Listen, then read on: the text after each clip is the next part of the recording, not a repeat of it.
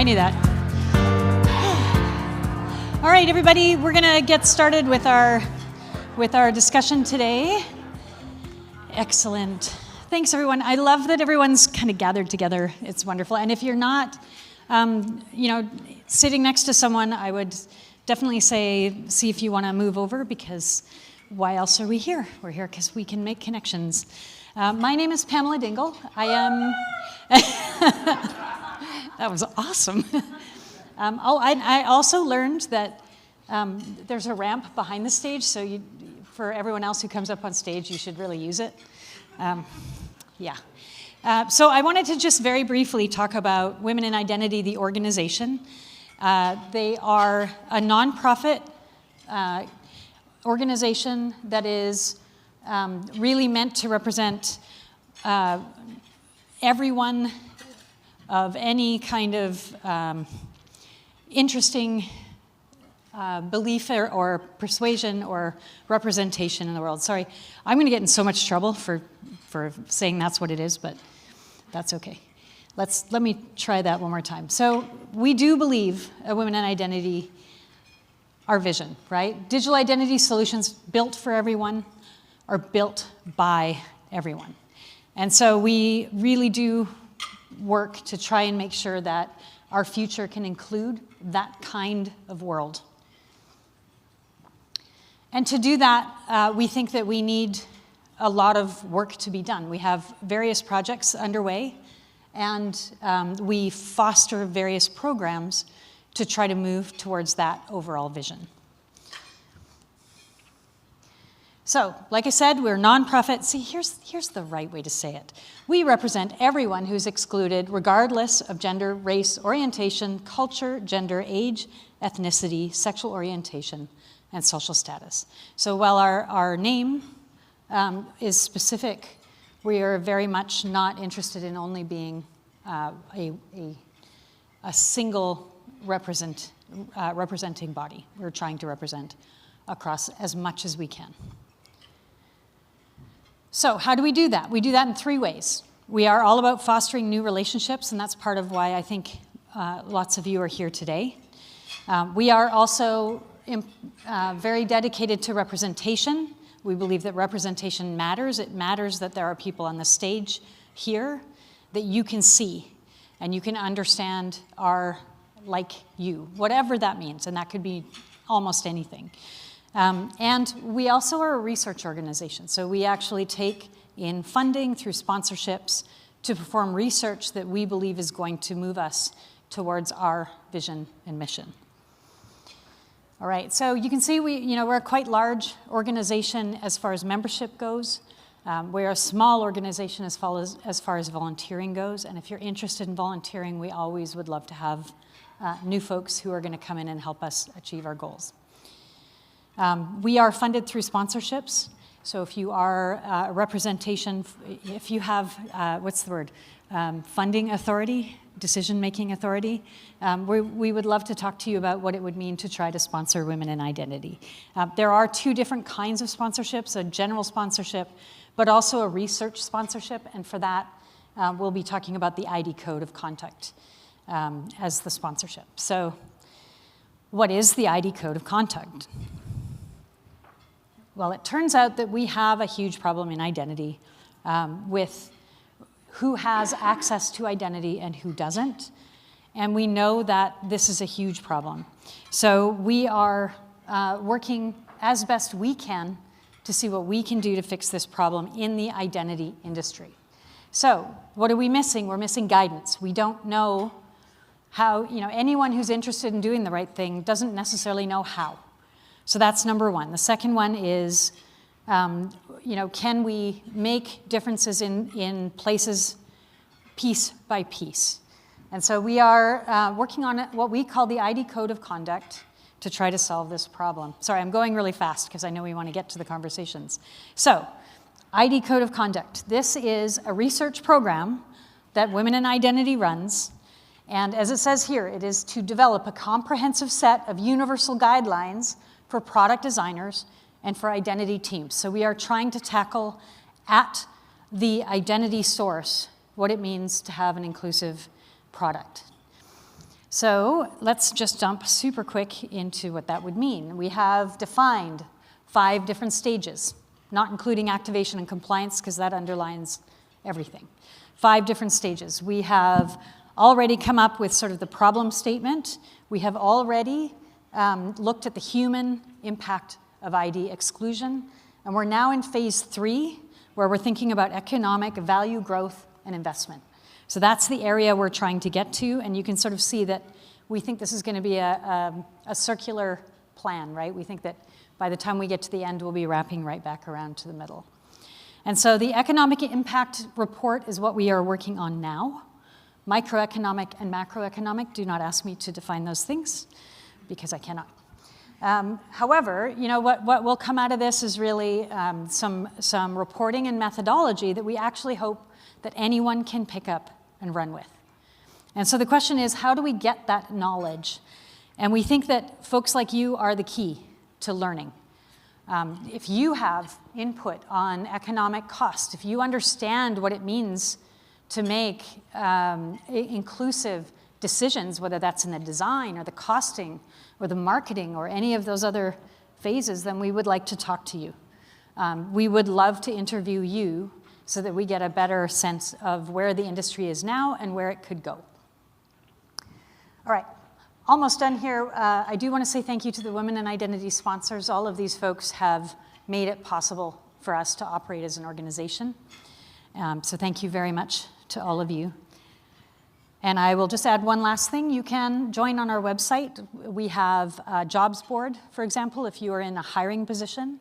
If you have positions, you can put those positions on the jobs board, and you can consume from that jobs board as well. All right. I will leave it here. There's a QR code there if anyone's interested so that you can join.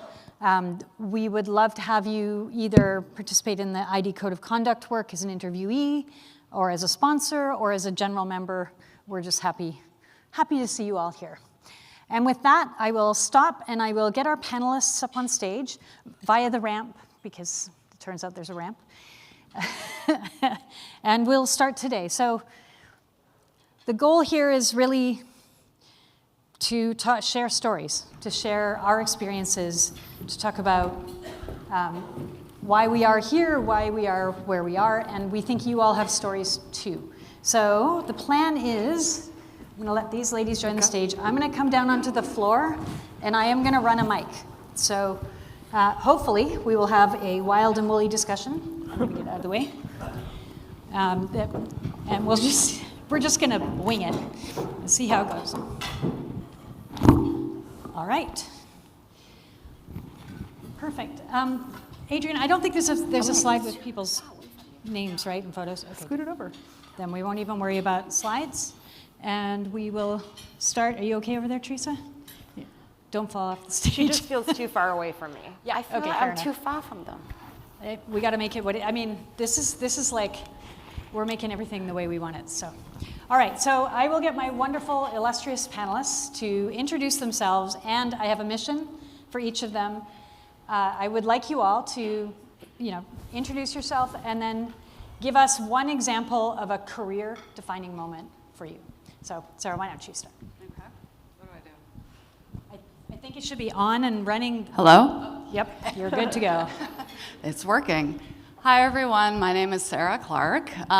So in terms of women and identity, I definitely consider myself a woman in identity. I recently left MasterCard, a platinum sponsor of Women in Identity, in August. And at MasterCard, for about 5 years, I led our global digital identity business. And that was really focused on like a vision of shifting the paradigm so that each individual owns their own digital identity, their data privacy is respected, but sharing that with minimal data shared is made as easy as it is to use a credit card globally. So it was really building a new network for MasterCard. The reason I left is change in executive management at MasterCard, less funding for that initiative, but that is still a vision that I very much believe in, following EIDAS and all that stuff. Prior to that, the way I got started in identity was, I think, similar to most people, kind of by accident. I was head of product at a company called MyTech, and MyTech at the time was a one-trick pony doing mobile deposit. If you've ever scanned a check and had it upload to your bank account, that's the MyTech product, and the big question was, what do we do next? And so I, myself, along with a group of people at the company, pitched the board like, hey, we think there's a $5 million opportunity in something called identity where we could scan a government-issued ID document and use our computer vision technology. That was in like the very early days of DocAuth, which at this point, for those of you that maybe work in identity verification, is fairly commoditized, many companies in that space. But worked very early on in that space and just kind of grew my knowledge from there. I would say a defining point in my career, especially when it comes to identity, was I loved being general manager at MyTech. That was a huge deal for me. I was promoted from head of product to being general manager because I pitched the idea to the board to expand the business. We expanded globally. We successfully completed a couple acquisitions. It was an amazing run. I learned so much. I think as a great product person, you have to know all parts of the business, right? But actually then being promoted to lead all parts of the business, I mean, that's scary. Like there was resistance, there was like all the things, happy to answer questions. But maybe the defining moment was, you know, I learned a lot about digital identity and I wanted to do more. Like, we needed to focus at MyTech on perfecting what our core was, and I wanted to do more in the space, so I made the decision to leave, and that was scary. I started my own consultancy. I didn't know what was next, and without taking too much more time, because I stretched myself and I took a risk, more stuff was next, and it's just been getting better from there. Thank you. So I'm Erin Crow. I'm the Senior Manager for User Authentication at AWS, and the things that are in my remit include our sign-in service, MFA, Federation, threat detection, and other hot authn topics. I've been working at Amazon for about 12 years now, and only spent about 7 or 8 years of that in identity, so in some regards I still consider myself new. It's gone by very fast. But I would say a defining moment in my career, this is going to be a little bit cheesy, but I mean it very sincerely. When I first got started, I also found the community by accident. I came in pretty organically, having started as a customer service agent at Amazon, eventually found a temporary opportunity with our security team as a program manager, and my manager, who was a longtime identity professional, told me, I think that you need to start getting out there and seeing more about how identity is done outside of Amazon so that you can learn and apply that while you're here at Amazon. And one of the things that he sponsored me to do was to go to my very first identity conference, which was Identiverse. And this was Identiverse 2019, I believe, and that moment was so important for me for a couple of reasons. For one, it was educational, of course. It opened my mind to a much broader variety of topics than I was just getting exposed to in my niche of identity within Amazon at the time. But perhaps the most important part of it was that it actually exposed me to the concept of the community of identity itself and all of the people that are in it. And I met so many people at that event, including Pam, and a number of people that I see in the audience today, who have been influential to me not only as friends, but also in my career, helping me develop, helping me get guidance, inspiring me through the work that they do, and helping, you know, critique my own. So I would say that was kind of the big turning point, that when I look back, that was the number one thing that was the catalyst for the rest of it. I'm mic'd up, so you can keep the mic. Hi, everybody. I'm Jamie Danker. I'm a senior director at Venable, which is a law firm. I am not an attorney. I'm part of a cybersecurity risk management practice, and my primary focus is actually on privacy. So, and I actually found the privacy field by accident, and then by way of privacy, found identity. I actually started off my career by accident in civil service, went to George Washington University, and was looking at a lot of different consulting firms at the time, decided to go with this firm called Arthur Andersen, but it just happened to be right before September 11th, and then people remember the Enron scandal. That's kind of how I started my career and decided that I didn't want to be around for all the turmoil involved with that. So I had been an intern at the US Government Accountability Office, which is the investigative arm of Congress. And so I ended up over in civil service. That kind of set off my trajectory in public service for 15 years. So I spent 6.5 years at the Government Accountability Office on an IT team. It was called the IT team at that time. Now I think it's called Information Technology and Cybersecurity Issues. And that's really where I cut my teeth on privacy. I had a mentor in counsel's office who was a man. I've had female and male mentors throughout my career, but really taught me kind of everything there was to know about privacy, fair information practice principles, the Privacy Act of 1974. And that's always the criteria that you're using to audit federal agency programs. So I had a lot of exposure to see how things were going on. I got to be very judgy, you could say. And I ended up auditing a lot of Homeland Security programs that involved personal data. Always thought it was really interesting.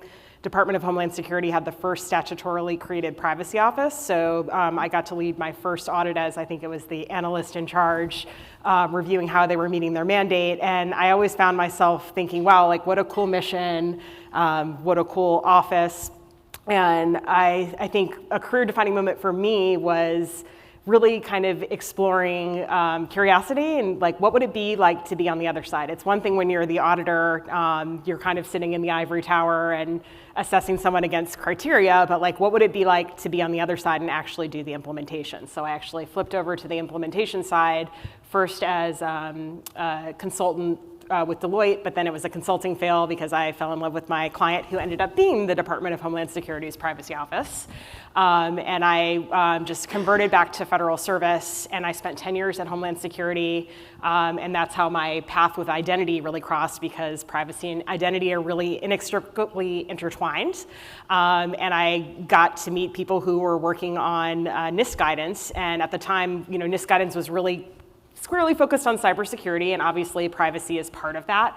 But really over the past 10 years, there's been a lot more effort to put privacy in guidance, and I had the opportunity to work on the Digital Identity Guidelines Rev 3, which was the first time that privacy was explicitly included in the guidance. So that was kind of like, I would call like my side hustle. I was, at the time, I was the E-Verify privacy officer, and then if you've heard of the Cyber and Infrastructure Security Agency, I was the chief privacy officer there.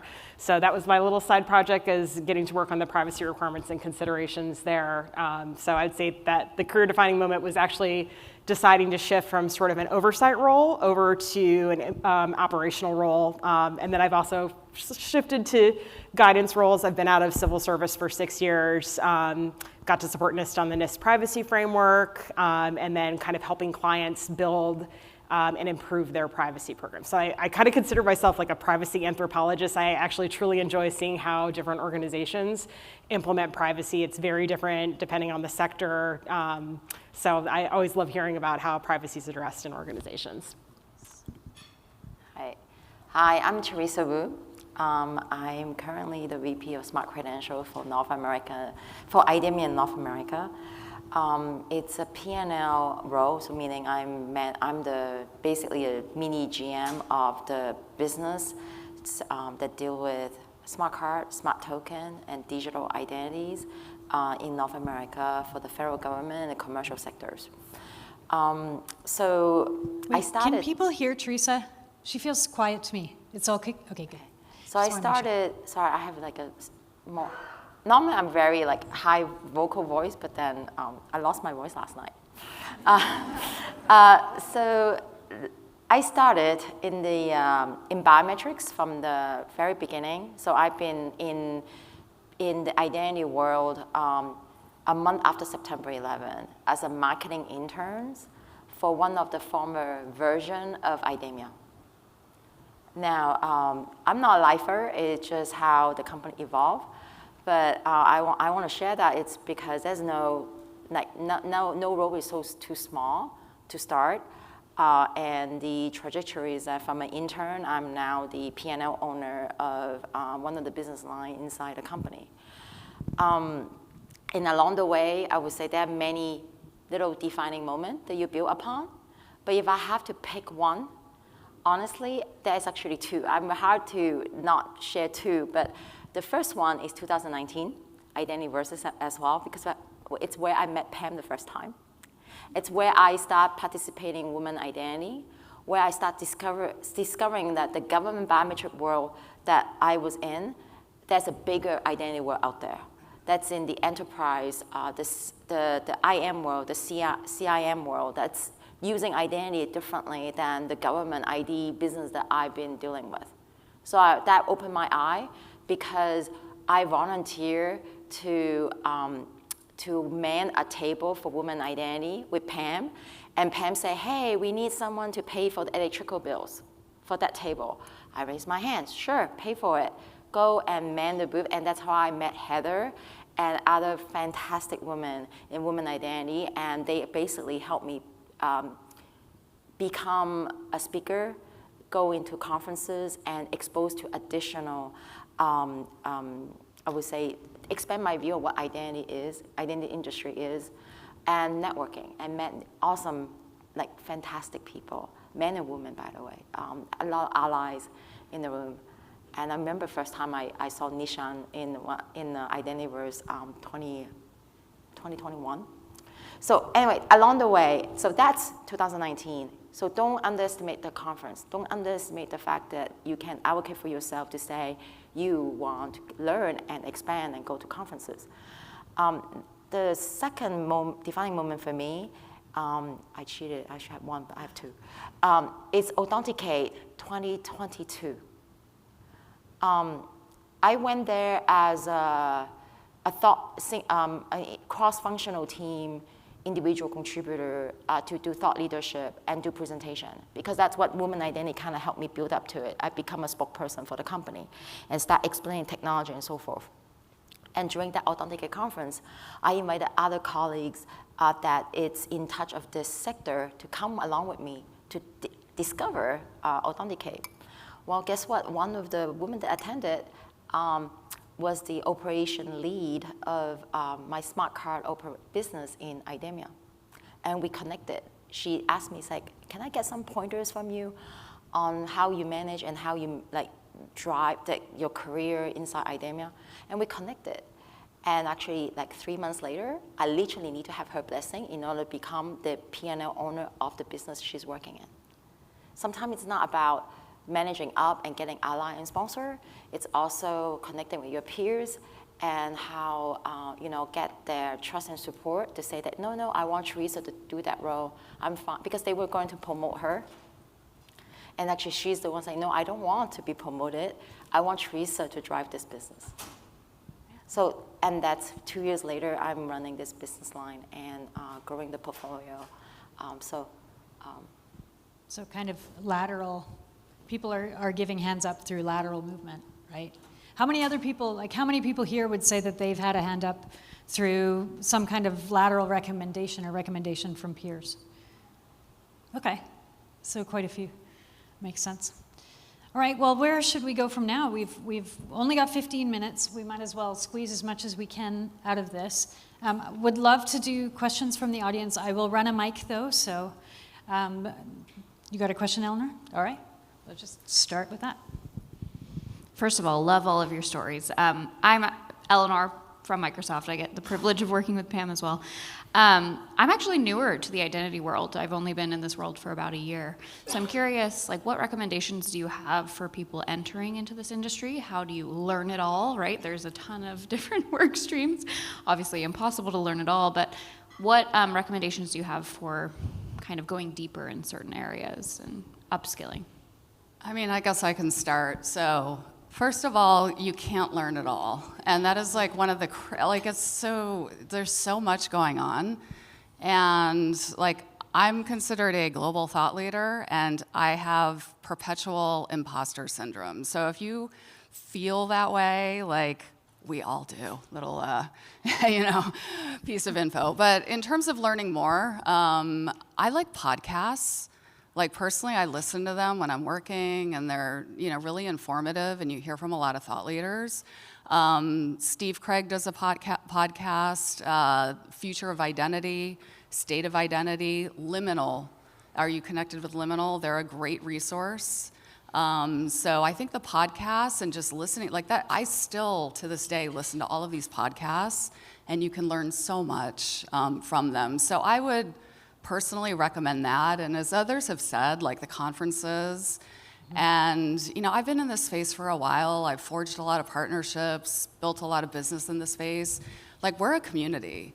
So it's like, if you want to like connect with someone and send a message to someone on LinkedIn and talk about this stuff and learn, like, I don't know. Personally, I think I speak for most people. Like, we love to talk about this stuff.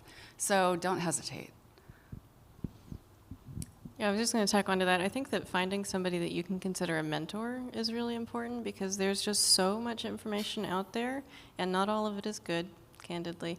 So it can be really overwhelming when you're first starting to try to define out, like, what of this is actually information that I can trust and build off of, or even, do I have the right key terms in my brain to search for to find the information that I need? I know that I didn't when I was starting out. That was a massive struggle. So find someone who can help you on the journey. Yeah, I would echo trying to find someone who can help you along the way. I mean, where I'm at in my career now too, for privacy, a lot of it is evaluating the context. And I have to admit, there are so many things in identity that I truly don't understand. But in order to assess privacy risks, you really kind of have to understand the technology that you're assessing. So I've called upon like Tim Capali before and said, can we do a call? Because I really don't understand why people are concerned about this specific use case. Can you walk me through this? And ends up being kind of a good discussion for both parties. And the other thing is too, sometimes volunteer for those assignments that you have maybe no business getting involved in. Do those things that are a little bit of a stretch, and you'll be surprised at how much you can learn. I will give, if you are extrovert, definitely reach out to people. Don't be afraid to ask questions. But if you're a little bit more introvert and you want to fight your imposter syndrome, I would say that for me, I went through standards. So NIST 863, starting point. That's your book. You want to talk about digital identity? Start there. Right? It's a really well written with all the definition, keyword terms, right? So you're gonna start looking at doing your vocabulary, aligning that, understand the terms and all that in the standard way, starting point, because each organization probably adopt and have changes to it. And then go from there, see which part of other body of knowledge that you can take on. Like ID Pro have a great body of knowledge, all the expert contribute blogs and things like that. But I started with, when I started I go deep with using one of the standards, because that's the foundational block for all the digital identity technology out there. I mean, I went learning because I have biometrics, so I actually was reading the NIST biometric evaluation test report, nerdy enough to understand how it goes and become now expert. But you know what? It seems very daunting, but think about, like, you just need 100 hours.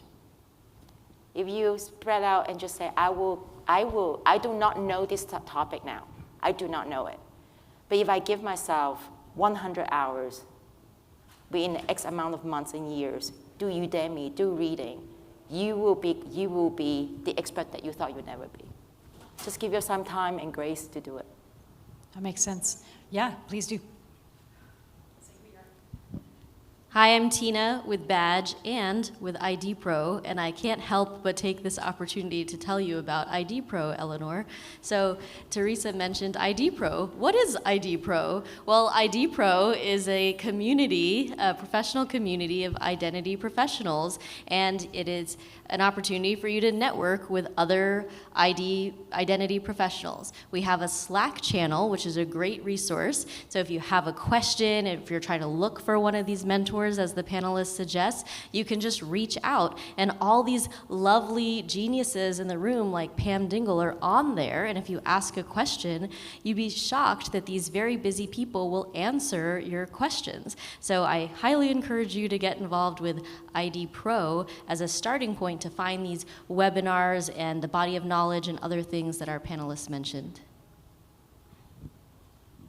Yeah, I would only add that, like, when you're new, you have opportunities, right? Like, for any of us in our career, we have to manage our credibility and our vulnerability, right? And that's just Lots of times people are scared to ask for help because they also have to, they have to maybe not be seen as weak depending on what kind of, environment you're in, right? And so being new gives you that license, I think, to be very open about asking for help. And then the hard part is maintaining that vulnerability as expectations get higher, right? There's a great book called Mindset. I don't know if any of you have read it.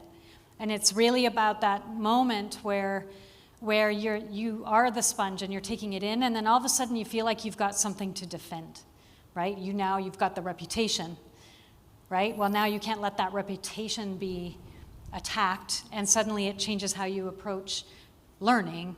So for me, that's keeping that curiosity and displaying the curiosity and knowing that curiosity is not a sign of weakness. That's something that all of us have to manage, I think.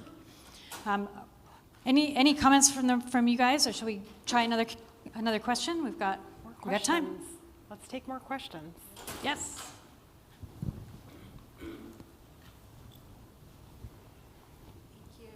Hi, thank you so much. I'm Sonal Patel from ID Merit, and we're here locally, and I have a really interesting question for you guys.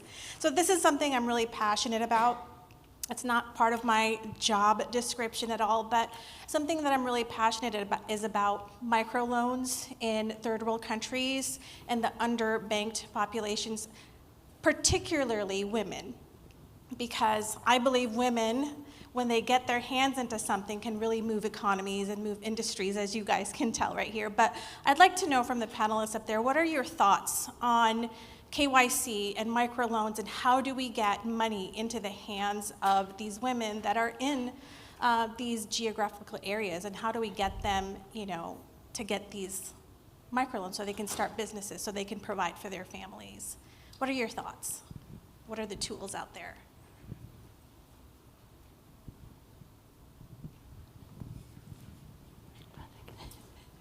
It is a very good question.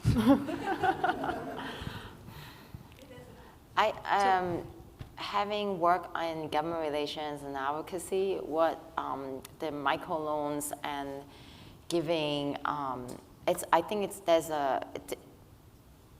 different factors to solve the problem. I think that's a policy questions. There's a support to advocacy to support those kind of policy to drive the investment either in the community or the private sector to allow more opportunity for women to get financing. Not just financing on microloans, but I would say, to be honest, guess how many female CEOs right there driving those companies? It's every level. It's not just microloan. I think supporting women in business venture it's just not the same level as for men. I think it's a whole advocacy that we need to do, awareness we need to raise, and actually for women to step in and asking for it. It takes both sides, not just one side keep giving and setting up a framework, right? Just to hey, and recruit. I think that on the other side, for women leader to also in a place to demand for that investment and say to be heard. I think go both ways. I'm always, I know Francine is not here, but I always look up to women CEO that manage some of our company in our industry. I think it's very daunting. I don't think it's not just a minority. I think it's all the way to corporate level.